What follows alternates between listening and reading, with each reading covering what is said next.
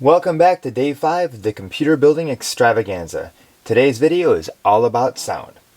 Here we have four 16-bit sound cards commonly used during the DOS days. They are the Sound Blaster 16 CT2230, the ESS ES1868F, the Yamaha YMF 719E-S, and the Aztec Multimedia Pro 16V.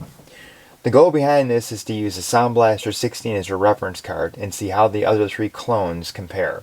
I will play a 30 to 50 second track from one or more of the common games at a time. First with the Sound Blaster and then with each of the other cards, letting you decide which you think sounds closest. Now, starting with the Sound Blaster 16, this particular model has a Yamaha YMF 262, also known as an OPL3, integrated into its own chip, the CT1747, which gives it that nice Yamaha OPL FM synth sound. It also has a 26-pin wavetable header for an add-on daughter board. This version is not plug-and-play, so there are a couple of blocks of jumpers on the card for enabling or disabling certain features such as the MIDI interface, the joystick port. Interestingly, this card also comes with IDE interfaces for Sony, Mitsumi, and Panasonic CD-ROM drives. The ports in the rear are line in, mic in, line out, speaker out, and a 15-pin joystick port. Moving on to the ESS card. Not quite as fancy. It mainly has the chip itself, an interface for CD-ROM audio right here, and the standard ports in the rear, again for mic in, line out, and audio out. This one also comes with a really nice volume dial. It can be used mainly for like recording, or you can just turn it up and down instead of using your speakers if you'd like, but this is really handy when you're doing recording because you don't need to use the mixer. You can just adjust it here instead. So it makes it pretty handy actually for that kind of recording. Okay. So the next up we have the Yamaha YMF 219 card. This card uses OPL4 for FM synth, which is backwards compatible with OPL3. Also has a 26-pin wavetable header and a standard 40-pin IDE interface for CD-ROM. On the back it has audio out, line in, mic in, and a 15-pin joystick port. Lastly, we have the Aztec card. This card, the chip on this card is an AC2320.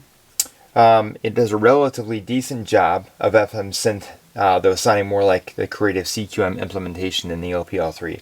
It also contains one set of jumpers, most likely for disabling or enabling certain features. I just haven't figured out which ones yet.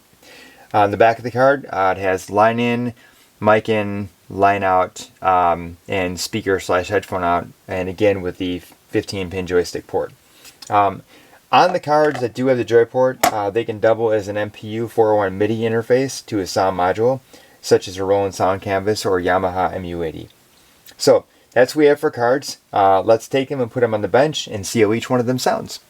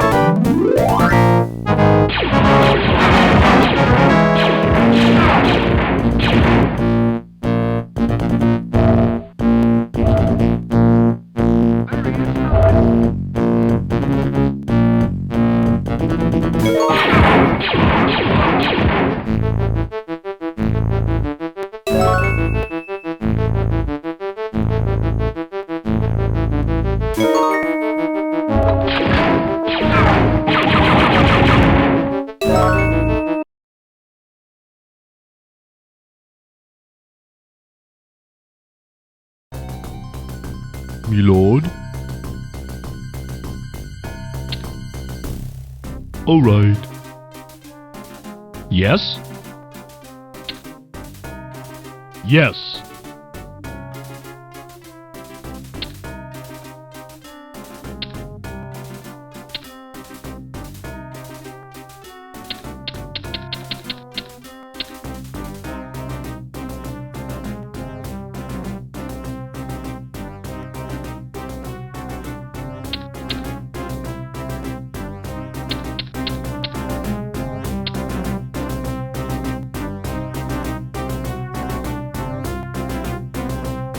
Your orders? Yes, my lord.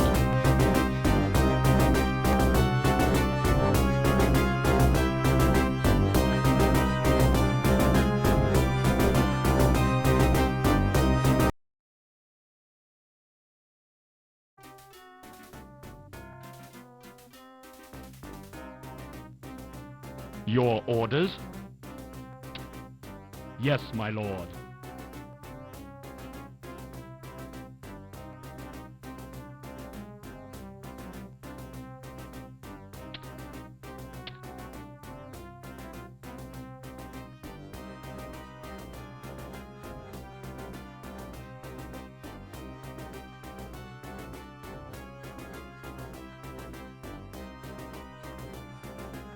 Ready.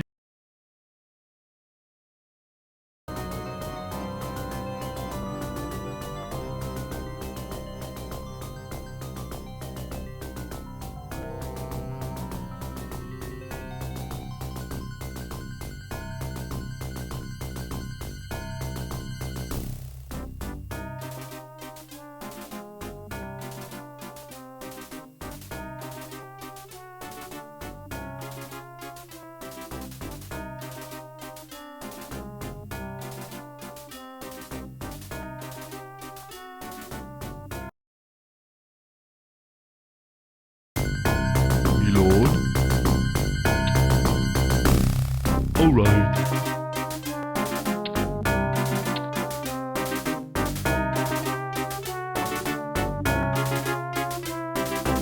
Yes? Yes.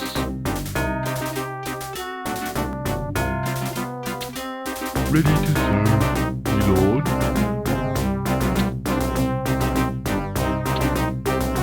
Righto.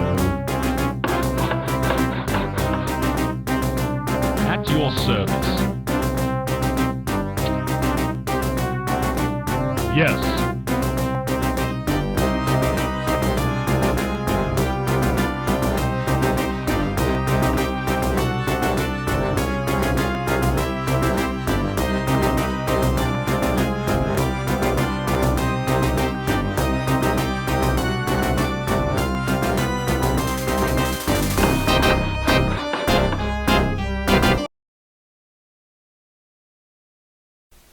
Okay, well that about wraps up this video. The idea is just to understand that there are Sound Blaster alternatives that sound just as, if not nicer than the real thing, which can be purchased for anywhere from $30 to $50 less. Sound Blaster 16s are nice cards, especially if you can get one in this series that is not plug and play and has that OPL3 FM synth chip. But these other cards are great too. Let me know if you like my videos by giving me a thumbs up, and please subscribe if you haven't done so already. The next video will be a continuation of the same, however this time we'll be looking at cards with either built-in wavetable synths or patches that give us actual instrument samples to listen to. Stay tuned and we'll see you again.